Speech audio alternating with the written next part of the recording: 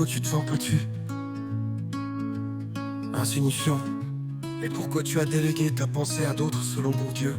La société est structurée en différentes classes sociales, chacune ayant ses propres codes, ses propres valeurs, ses propres habitudes. Ces classes sociales sont hiérarchisées avec des groupes dominants et des groupes dominés. Tu te sens petit, insignifiant, parce que tu as intériorisé les codes et les valeurs de la classe dominante, qui valorise la réussite matérielle, le pouvoir, la visibilité. Tu as été conditionné à croire que pour exister, il faut être reconnu par les autorités, les figures d'autorité, les influenceurs, les célébrités qui peuplent ton univers numérique. Ces autorités sont souvent issues des classes dominantes, et leur reconnaissance est donc perçue comme une validation de ta valeur, de ton existence.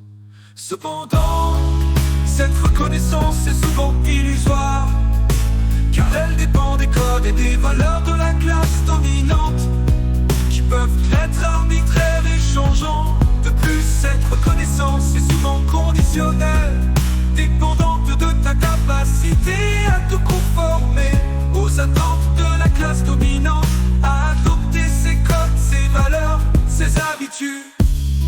Tu as délégué ta pensée à d'autres, des gens des classes supérieures, parce que tu as été persuadé que ta voix, tes idées, tes pensées ne valent rien. Selon Bourdieu, les groupes dominés ont souvent intériorisé leur infériorité, leur manque de légitimité, leur manque de capital culturel.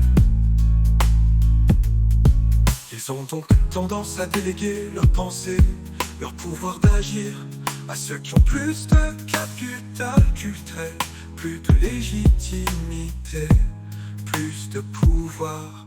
Cependant, cette délégation de la pensée est souvent illusoire, car elle renforce la domination des classes dominantes, qui peuvent ainsi imposer leurs codes, leurs valeurs, leurs habitudes aux groupes dominés. De plus, cette délégation de la pensée empêche les groupes dominés de développer leur propre pensée, leur propre voix, leur propre pouvoir d'agir.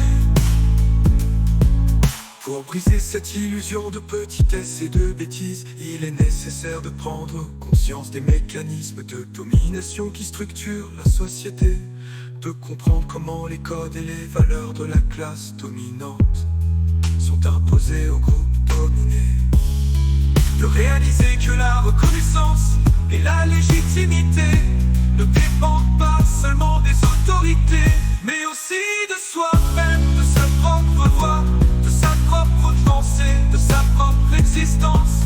Il est nécessaire de développer son propre capital culturel, sa propre légitimité, sa propre capacité à penser, à réfléchir, à analyser, en dehors des codes et des valeurs de la classe dominante.